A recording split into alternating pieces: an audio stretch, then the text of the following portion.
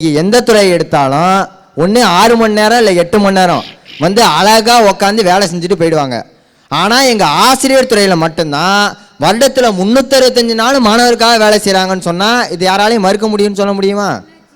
அண்ணாச்சி 365 நாள்னா இவ வேலை பார்க்கறது 53 நாள் தான். நான் எனக்கு சொல்லட்டுமா?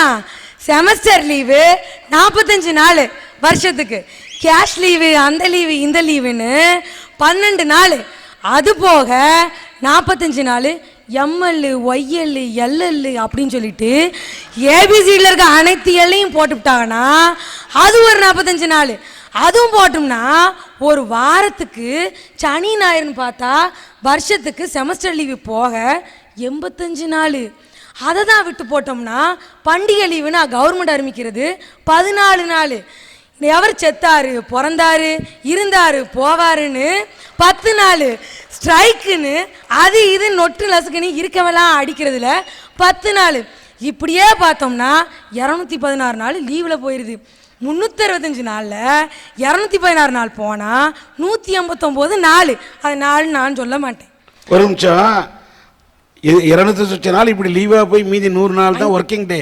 இந்த 100 நாள் ஒர்க்கிங் டேல படிக்கிறதுக்கே நமக்கும் வழி இருக்குல்ல அண்ணாச்சி. இன்னொரு விஷயம் என்னன்னா, அந்த 159 நாளும் நாள் கிடையாது, ஒரு நாளைக்கு 8 மணி நேரம் நடத்தாங்க. அப்போ 3 8 மணி நேரம் சேர்ந்தா 53 நாள் தான் வருது. அந்த 53 நாள் உழைக்கிறதுக்கு 3 லட்சத்துக்கு மேல சம்பாத்தியம் வாங்குதாங்க. இதை நான் எங்க கொண்டு போய் சொல்ல இந்த அநியாயத்தை? ஐயா ஒரு நிமிடம், நீ 156 நாள்லாம் கிடையாதுமா. ஒரு செமஸ்டருக்கு கம்பல்சரி 90 நாள் வேலை செய்யணும். அடுத்த செமஸ்டருக்கு 90 நாள். ஸோ 180 நாள் ஒரு வருடத்திற்கு ஆசிரியர்கள் வேலை செய்யணும். நம்முடைய பல்கலைக்கழகத்தினுடைய விதிமுறை அது. அதை முதல்ல தெரிஞ்சுக்க. அந்த நாள்ல கூட 180 நாள் நாங்க வர ரெடியா இருக்கோம், நீ அதை கூட வரமாட்டேங்கிறியம்மா. இன்னைக்கு இவ்வளவு பேசுற இந்த தங்கச்சிக்கு நான் ஒரு வாத்தியாரை பத்தி சொல்றேன். விழுப்புரத்தில் சண்முகம்னு ஒரு ஆசிரியருக்கு சமீபத்தில் நல்லாசிரியர் விருது கொடுத்தாங்க. இன்னைக்கு எத்தனையோ ஆசிரியர்கள் நல்லாசிரியர் விருது வாங்குறாங்க.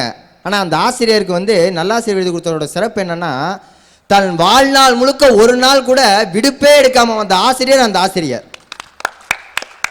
அவர்கிட்ட போய் பத்திரிகையாளர்கள் கேட்குறாங்க, பேட்டி எடுக்க போகிறாங்க. அவர் கண்ணிலேருந்து தண்ணி வந்துருச்சு. ஏன் சார் அலறீங்கன்னு கேட்குறாங்க. அதுக்கு அவர் அழுதுகிட்டே தான் வாழ்க்கையில் நடந்த கதையை சொல்கிறாரு. ஒரு நாள் அவர் வகுப்புல பாடம் எடுத்துட்டு இருக்கப்ப அவருக்கு ஒரு ஃபோன் கால் வருது, உங்க மகன் இறந்துட்டான், உடனே வீட்டுக்கு வாங்கன்னு. அவருக்கு என்ன பண்றதுன்னு புரியல. ஆனா அந்த மதியம் 1 மணி நேரத்திலேருந்து 2 மணி வரை அந்த 1 மணி நேரம் இடைவேளையில போய் தான் சொந்தக்காரங்களுக்கெல்லாம் சொல்லிட்டு மீண்டும் திரும்ப தான் பணிக்கே வந்து இந்த கல்வி சேவையை செய்ய வந்த அந்த மாதிரி ஆசிரியர்கள் இன்னைக்கு சமுதாயத்தில் இருக்காங்கன்னு தான் நான் சொல்ல வரேன். ஐயா, நான் 10வது படிச்சு முடிச்சுட்டு 11வது படிக்க எனக்கு வசதி கிடையாது. 436 மார்க் 10th எடுத்தேன், 88%. ஆனால் 11வது சேர்க்க எங்கள் அம்மா அப்பாவால் முடியல. ஆனால் அந்த நேரத்திலே வந்து எனக்காக ஃபீஸ் கட்டி நீ படுறான்னு சொல்லி ஊக்குவிச்சது ஒரு கல்வியாளர்னு சொன்னால் இன்னைக்கு அந்த கல்வியாளருடைய பெருமை இந்த மேடையில் பேசுறதை நான் பெருமையாக நினைக்கிறேன். 12வது படித்து முடிச்சுட்டு 1 வருஷம் நான் படிக்கலைங்க. எங்கள் சொந்த ஊர் திருச்சி, நாங்கள்லாம் சென்னை வந்துட்டோம். அந்த 1 வருஷ காலத்தில் எங்கள் அப்பா அம்மாவால் என்னை படிக்க வைக்க முடியல. சென்னையில் எங்கெல்லாம் வேலை கிடைக்குமோ அங்கெல்லாம் போய் நான் வேலை செஞ்சேன். எக்ஸ்போர்ட் கம்பெனியில் 1 வருஷம், கடைசியாக ஃபோர்டு பிஸ்னஸ் சர்வீஸ் சென்டரில் ஒரு காப்பி மிஷின் ஆப்ரேட்டராக வேலை செஞ்சுக்கிட்டு இருந்தேன். ஆனால் அங்கே இருந்தவங்கலாம் பார்த்துட்டு ஏன் நீ படிக்கலன்னு கேட்டாங்க. என்னால் எங்கள் அம்மா அப்பாவில் என்னை படிக்க வைக்க முடியல, அதனால் நான் படிக்கலன்னு சொன்னேன். எவ்வளோ பர்சன்டேஜ்னு கேட்டாங்க. +2ல் 77%. ஏன்டா 10th 88 எடுத்திருக்க, +2ல் 77 எடுத்திருக்க, ஏன்டா உன்னால் படிக்க முடியலன்னு சொல்கிற? ஏதோ ஒரு காலத்தில் படிக்க முடியாதுன்னு மாணவர்கள் முடங்கி கிடந்தது ஒரு காலம். ஆனால் அன்றைக்கி படிக்கிறதுக்கு சமுதாயம் எவ்வளோ வழியை கொடுத்துருச்சு. நைட்டில் பணி புரிஞ்சிட்டு இருக்க, இன்னைக்கு பகலில் வந்து நீ ஒரு காலேஜ் சேர்ந்து படிக்கணுங்கிற என்ன உனக்கு ஏன் வரலன்னு சொல்லி என்னை போய் காலேஜில் சேர சொன்னாங்க. என்னால் முடியுமாங்கிற ஒரு தயக்கத்தோடு போய் காலேஜில் சேர்ந்தேன். இன்னைக்கு BCA ஃபைனல் இயர் வெற்றிகரமாக இரவு நேரத்தில் பணி புரிஞ்சுட்டு பகலில் என் படிப்பை நான் பார்த்துட்டு இருக்கேன் சார். உங்களுக்கெல்லாம் தூக்கங்கிறது ஒரு வரப்பிரசாதம், ஆனால் எனக்கு தூக்கங்கிறது ஒரு மிகப்பெரிய நரகம் சார். நான் ஒரு நாளைக்கு தூங்கக்கூடியதே வெறும் 5 மணி நேரம் தான். அந்த 5 மணி நேரம் கூட எப்படி தெரியுமா கிடைக்கும்? வேலை செய்கிற இடத்துல ஒரு 3 மணி நேரம் தூங்குவேன், வீட்டுக்கு வந்து ஒரு 1 மணி நேரம் தூங்குவேன், ஈவினிங்கில் ஒரு 1 மணி நேரம் தூங்குவேன். இதை மீறி பஸ்ஸில் ஒரு அரை மணி நேரம் தூங்கினா தான் உண்டு என் தூக்கம். இந்த மாணவனின் உரையை கேட்டு கல்லூரியிலே பல்கலைக்கழகத்திலே வகுப்பறையிலே உறங்குவதை பழக்கமாக வைத்துக் கொண்டிருப்பவர்கள் கொஞ்சம் சிந்திக்க வேண்டும் என்பதை மட்டுமே நான் தூங்கிட்டு இருக்கும்போது கூட எனக்கு 10 மணிலேருந்து 3:30 மணி வரை காலேஜ், நைட்டு வந்து திரும்ப ஒரு நாள் நைட்டு ஃபுல்லாக நான் வேலை செய்யணும். நல்லா படுத்து தூங்கிட்டு இருப்பேன். காலேஜ் பக்கத்துலேயே தான் என் வீடு. எங்கள் அம்மா வந்து என்னை 9:30 மணிக்கு எழுப்புவாங்க. டேய் காலேஜ் டைம் ஆயிடுச்சு எந்திரான்னு. நான் என்னால் முடியலம்மான்னு சொல்லிட்டு ப்ளீஸ்மா என்னை தொந்தரவு பண்ணாத, எனக்கு ஒரு நாள் நான் காலேஜே போகட்டாலும் பரவாயில்ல, எனக்கு ரொம்ப தூக்கம் வருதுன்னு படுத்து தூங்குவேன். அப்போ எங்கள் அம்மா அப்படியே அழுதுகிட்டே ஓரத்தில் உட்காந்துருவாங்க. நம்மலாம் ஒரு காலத்தில் ஒழுங்காக பொழைச்சிருந்தா இன்றைக்கி நம்ம பிள்ளையெல்லாம் அப்படி கஷ்டப்பட வேணாமேம்பாங்க. இன்றைக்கி அந்த அக்கா சொல்லும்போது சொன்னாங்க, எதுக்கோ செலவு பண்ணுறாங்க, எங்களுக்காக 1 மணி நேரம் செலவு பண்ண மாட்டேங்கிறாங்கன்னு. இன்னைக்கு உங்களுக்காக 1 மணி நேரம் செலவு பண்ணால் வருங்காலத்தில் புள்ள வளர்ந்ததுக்கப்புறம் என்னை படிக்க வைக்க துப்பு இல்லையேன்னு அந்த புள்ள கேட்டானா அந்த பெற்றவங்க மனசு எவ்வளோ கஷ்டப்படும். அப்படியெல்லாம் கேட்டுடக்கூடாதுங்கிறதுக்கு தானே எனக்கு எத்தனையோ பெற்றவங்க கஷ்டப்படுறாங்க. என்னை படிக்க வைக்க எங்கள் அப்பா அம்மாவுக்கு துப்பு இல்லைங்கிறதுக்காக நான் என் பெற்றவங்க சீர்படுத்தணும்னு சொல்ல வரீங்களா? இல்லை கல்வி நிலையத்தில் எங்கள் ஆசிரியர்கள் என்னை 12வது வரை படிக்க வச்சவங்களுக்கு மேற்கொண்டு படிக்க எனக்கு தன்னம்பிக்கை தெரியலன்னு சொல்லி எங்கள் கல்வியாளர்கள் சீர்படுத்தணும்னு சொல்ல வரீங்களா? இது எல்லாத்துக்கும் மேலே நான் இந்த கதையை யார்கிட்டலாம் சொன்னாலும் அருமையாக சொன்னடா. இன்னைக்கு எத்தனையோ மாணவர்கள் படிக்க தடைய ஏழ்மையை சொல்லிக்கிட்டு இருக்காங்க. அந்த மாணவர்கள்லாம் ஒன்றை பார்த்து தின்னு நான் தட்டி கொடுக்குற இந்த சமுதாயம் என்னை சீர்படுத்தலன்னு சொல்ல வரீங்களா? அதனால தயவு செஞ்சு பெற்றோர்களோ கல்வியாளர்களோ சமுதாயமோ சீர்படுத்தலன்னு சொல்லாதீங்க. சீர்கெட்டு இருக்கிறது இளைஞன் மட்டும்தான். அதை என்னைக்கு உணர்றானோ அதை அவனே திருத்திக்குவான்னு சொல்லி. நாங்கெல்லாம் இன்னைக்கு சின்ன சின்ன தப்பு பண்றவாசி தான் இன்னைக்கு இந்தியாவே சீர்திருத்தம் அடைஞ்சிட்டு இருக்கு. அது யாருக்காவது தெரியுமா?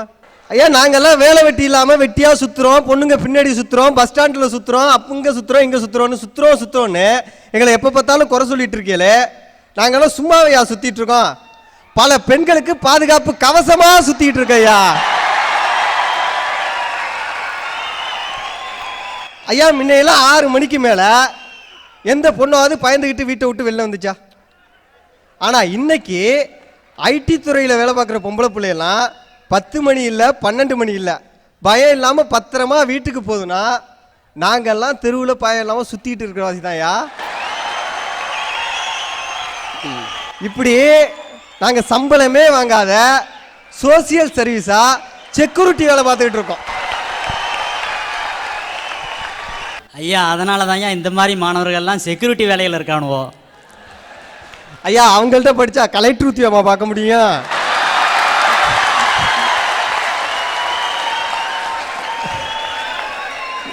ஐயா நாங்க சைட் அடிக்கிறோம் காதலிக்கிறோங்கிறீங்களே, நாங்கெல்லாம் சைட் அடிக்கிற வாசி தான் சப்ப பிகரையும் அட்டை பிகரையும்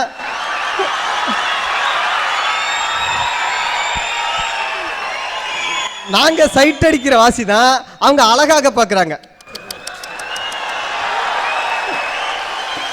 ஐயா நாங்கெல்லாம் 10 பிள்ளைகள்கிட்ட பல்ல காட்டி பேசுற வாசி தான் பல்லு விளக்காத பல பெண்கள் இன்னைக்கு பல்லு விளக்கிட்டு பளிச்சுன்னு பார்க்குறாங்க. ஐயா அது மட்டுமா? நாங்கெல்லாம் 10 பிள்ளைய 12 பிள்ளைகளை ஒரு நாளைக்கு பைக்கில் அழைச்சிட்டு போகிற வாசி தான் குளிக்காம கிடந்த பல பெண்கள் தலையை பப்பரக்கான்னு பரப்பிட்டு தெரிஞ்சதெல்லாம் சாம்பு தேய்ச்சி குளிச்சுட்டு சந்தியா ரேஞ்சுக்கு வந்துகிட்டு இருக்கு. இப்படியெல்லாம் நாங்க பெண்களை அழகுபடுத்துற நடமாடும் பியூட்டி பார்லரா திகழ்ந்துட்டு இருக்க எங்களை பார்த்து அவளை அநியாயமா பேசுறியலையா, இதெல்லாம் ஆண்டவனுக்கே அடுக்குமா? இளைஞர்களை எப்படி இந்த சமூகம் சீர்படுத்துது தெரியுமா? ஏதோ ஒரு மூலையிலே அடுத்த வேளை உணவிற்காக சிந்தித்துக் கொண்டிருக்கக்கூடிய அவனுடைய தந்தையை பற்றிய நினைவு அவனுக்கு வரவில்லை. தன்னுடைய மகன் வருவானா வரமாட்டானா என்று ஏக்கத்தோடு ஏங்கிக் கொண்டிருக்கக்கூடிய தாயினுடைய நினைவு அவனுக்கு வரவில்லை. தனக்கு திருமணம் நடக்குமா நடக்காதா என்று ஏக்கத்தோடு முதிர்கண்ணியாய் மூளையிலே அமர்ந்து கொண்டிருக்கக்கூடிய அவனுடைய தங்கையை பற்றிய நினைவு வரவில்லை. தன்னுடைய நினைவு எல்லாம் தேசம் தேசம் தேசம் என்று தன்னை விட அதிக எடையுள்ள துப்பாக்கி கைகளிலும் அந்த துப்பாக்கியை விட அதிக எடையுள்ள பாரத்தை நெஞ்சிலும் சுமந்து கொண்டிருக்கிறானே ராணுவ வீரன். அந்த ராணுவ வீரனை இந்த உலகத்திற்கு இந்த இந்திய திருநாட்டிற்கு அர்ப்பணித்தது அவங்களுடைய பெற்றோர்கள். ஒரு ராணுவ வீரன் போர்க்களத்திலிருந்து கடிதம் எழுதுறானா, அம்மா போர்க்களத்திலிருந்து வாயில் நுரைதல்ல ஓடி வரும் குதிரைக்கு கொஞ்சம் தண்ணீர் கொடு அம்மா, அதன் முதுகை கொஞ்சம் தடவி கொடு, அது இன்னொரு வீரனுக்காவது பயன்படட்டும். எங்கே குதிரையில் உன்னுடைய மகன் காணவில்லை என்று இயங்குகிறாயா? உன்னுடைய மகனுடைய இறப்பு இந்தியாவுடைய மறுபிறப்புன்னு போராடி கொண்டிருக்கிறானே ராணுவ வீரன். அத்தகைய ராணுவ வீரர்களை எங்களுக்காக எங்களுக்கு அர்ப்பணித்தது அவங்களுடைய பெற்றோர்கள் சீர்படுத்தி இருக்காங்க. இந்த இந்திய திருநாட்டில் பல நூற்றாண்டுகளாக ஒரு தீ எரிஞ்சுக்கிட்டே இருக்கு. அது என்னன்னு உங்களுக்கு தெரியுமா? நான் சொல்றேன், ஜாதி. இந்த ஜாதி அழிக்கிறதுக்காக என்ன மாதிரியும் எங்க கேப்டன் மாதிரியும் இருக்கிற இளைஞர்கள்ட்ட ஒரு ஆயுதம் இருந்துகிட்டே இருக்கு. அது காதல். ஐயா, இந்த காதல் செய்யறதுக்கு இன்னைக்கு பெற்றோர்கள்லாம் தடையா இருக்காங்க. ஐயா வாழை மீனுக்கு விலங்கு மீனுக்கு கல்யாணம்னா கைதட்டுறாங்க, பாத்திமாவுக்கும் பாஸ்கருக்கும் கல்யாணம்னா தலையை வெட்டுறாங்க. என்ன கொடுமை சார் இது!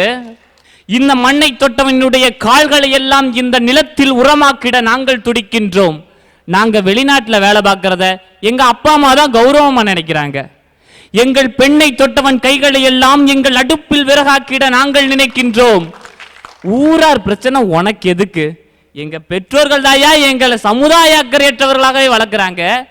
ஐயா, நியூட்டனினுடைய ஈர்ப்பு விதியை சொல்லித்தந்த எங்க கல்வியாளர்கள் எங்க தலை விதியை சரியா எழுதிக்க சொல்லித்தரல. ஆம்பியருடைய நீச்சல் விதியை சொல்லித்தந்த கல்வியாளர்கள் வாழ்க்கையில எங்களுக்கு எதிர் நீச்சல் போட சொல்லித்தரல. இப்படி எங்களை சமுதாய சிந்தனை இல்லாதவர்களாகவே வளர்த்துட்டாங்க. ஐயா, நாங்கள்லாம் படிக்கணுங்கிறதுக்காக தான் காலேஜுக்கு கிளம்பி போறோம். போற வழியில அஜால் குஜால் அமர்க்கலங்கள், சேட்டண்ட சேட்டைகள், இப்படி அங்கங்க போஸ்டரை ஓட்டுனா என்ன மாதிரி இளைஞன் ஓரக்கல்ல பார்க்கத்தானையா செய்வான்? இப்படி அங்கங்க போஸ்டரை ஒட்டி என்ன மாதிரி இளைஞரெல்லாம் சீரழிக்கிறது யாரியா? இந்த சமுதாயம் தானையா? பெற்றோர்கள் கசக்குகின்றார்கள், கல்வியாளர்கள் எரிந்து விடுகிறார்கள், சமுதாயம் எங்களை மிதித்து செல்கிறது. நீங்க எப்படி செஞ்சாலும் சரி, என்னுடைய இளைஞன் என்னுடைய மதிப்பை இழக்க போறதில்லை.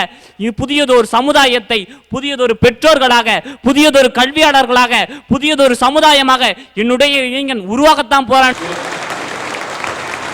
ஒரு இளைஞன் சாதிக்கிறான்னா அந்த சாதனையை பார்த்து கோடி கண்கள் அண்ணாந்து பார்த்துக்கிட்டு இருக்கோம். ஆனா ஜோடி கண்கள் ஏதோ ஒரு மூலையில் ஆனந்த கண்ணீர் வடிச்சுக்கிட்டு இருக்குமே, அதான் சார் தாய். ஒரு 3ஆம் வகுப்பு கூட முடிக்க முடியாத ஒரு தாய்க்கு 2 பசங்க. மூத்த மகனுக்கு வயதுக்கு சரியான உடல் வளர்ச்சியும் இல்லை, மன வளர்ச்சியும் இல்லை. சின்ன பையன் 4ஆவது படிச்சுக்கிட்டு இருக்கான். அப்பா இறந்து போயிடுறாரு. சாதாரணமா இருந்த வாழ்க்கை சாதாரணமா போயிருது. 4 பக்கம் கடன் சுமை அழுத்துது. அந்த சமயத்திலும் அந்த அம்மா தன் பையனுக்கு சொல்றாங்க, மகனே, பார்க்கறவங்க கண்ணெல்லாம் கலங்குற வரைக்கும் உனக்கு கஷ்டம் இருக்கலாம், சுவாசிக்கிறவங்களுடைய நுரையீரலாம் திணற வரைக்கும் உனக்கு சுமைகள் இருக்கலாம், பரவாயில்ல, படி படி படின்னு அவனுக்கு வாழ்க்கைக்கான படியை கற்றுக் கொடுக்குறாங்க. நல்ல மார்க் எடுக்கிறான். 10ஆவதுலையும் 12ஆவதுலையும் நல்ல மார்க் எடுக்கிறான். 20 வயசுல அவனுக்கு மிக பெரிய எழுத்தாளர்களுக்கு கிடைக்கிற இதழில் இமயம்ன்ற ஒரு விருது கிடைக்குது. 23 வயசுல தமிழ் மாமணின்ற விருது கிடைக்குது. பாரதிதாசன் பல்கலைக்கழகத்தின் துணைவேந்தர் அந்த விருது சொல்லும்போது கொடுக்கிறாரு, மிக சிறிய வயதுல பெரிய விருது பெறுகிற ஒரே இளைஞன் அப்படின்னு சொல்லி கொடுக்கிறாரு. அப்படிப்பட்ட சாதாரணமான இளைஞனை ஒரு சாதிக்க வைக்கிற இளைஞனா மாத்துறது அந்த தாய். அந்த தாய் என்னுடைய தாய், அந்த இளைஞன் நான். ஒரு +2 கூட படிக்கும் போது மேடை பேச்சுன்னா என்னன்னே தெரியாது எனக்கு. அப்படி இருந்த என்ன திக்க வச்சு திணற வச்சு வேர்வை மழையில நனைஞ்சு பம்மிக்கிட்டும் பரபரப்பிக்கிட்டும் துடிதிரிக்கிட்டும் என்னையே மறந்து இருந்த சமயத்துல அம்மா என்னுடைய தமிழாசிரியை பார்த்து கேட்டேன், குற்றால அருவியா நீங்கெல்லாம் பொழியறீங்களே, என்னால குழாயடி தண்ணி மாதிரி கூட பேச முடியல, அந்த சுகம் எனக்கு வருமான ஏக்க பெருமிச்சோட கேட்டேன். அவங்க சொன்னாங்க, துருப்பிடிச்ச உன்னோட கவலை எல்லாம் தூக்க எரிஞ்சிரு, வெளிச்ச தேடல் உங்ககிட்ட 1000 இருக்கு, 1000 சூரியன் உங்கள உதிச்சிட்டு கிடக்கு அப்படின்ட்டு. அப்படிப்பட்ட தமிழாசிரியர் ஜோஸ்பின் ஜெயசாந்தின்ற கொடுத்தவங்களுடைய ஊக்கம் இன்னைக்கு என்னை இங்க பேச்சாளர் அறிமுகப்படுத்தி இருக்கு சார். விருது வாங்கினேன், படித்தேன், கல்லூரிக்கல்ல காலடி எடுத்து வைக்கணும்னு எனக்குள்ள ஒரு ஆசை. அப்ளிகேஷன் போட்டேன், அட்மிஷன் சீட்டும் கிடைச்சது. 4 மணி நேரத்துக்குள்ள ஃபீஸ் கட்டணுன்ற ஒரு கட்டாயமான சூழ்நிலை. என்னால் கட்ட முடியல. என் கூட வந்த ஈஸ்வரன் சொல்கிறான், என்கிட்ட கொஞ்சம் காசு இருக்குது, ஆனால் மீதி என்ன பண்ணுறதுன்னு. இன்னொரு நண்பன் சரவணன் கிட்ட ஃபோன் பண்ணி சொல்கிறான், நண்பா லயோலா கல்லூரியில் நாகப்பனுக்கு சீட்டு கிடைச்சிருக்கு, ஆனால் அவனுக்கு ஃபீஸ் கட்ட முடியல, என்ன பண்ணலாம்ட்டு. அவன் சொல்கிறான், அவன் பக்கத்தில் இருந்த 20 நண்பர்கள் வேலை செஞ்சுக்கிட்டு 20 இளைஞர்கள் கிட்ட கை செலவுக்காக வச்சிருந்த 5, 10, 50, 100, 500 இருந்த ஒட்டுமொத்த காசையும் கொடுத்து அவங்க கை கொடுத்ததால என்னால அன்னைக்கு ஃபீஸ் கட்ட முடிஞ்சது. முகமே தெரியாது எனக்கு அவங்க யாருன்ட்டு. ஈஸ்வரனுடைய முகம் தெரியும், சரவணனுடைய முகம் தெரியும். ஆனா முகமே தெரியாத ஏதோ ஒரு மூலை முடுக்கில் இருக்கிற இளைஞர்கள் எனக்கு லயோலா கல்லூரியுடைய மாணவன்ற ஒரு முகவரியை கொடுத்தாங்க. அந்த சமூகம் என்ன அங்கீகரிச்சது. அந்த சமூகம் எனக்கு ஒரு அந்தஸ்தையும் அர்த்தத்தையும் கொடுத்தது.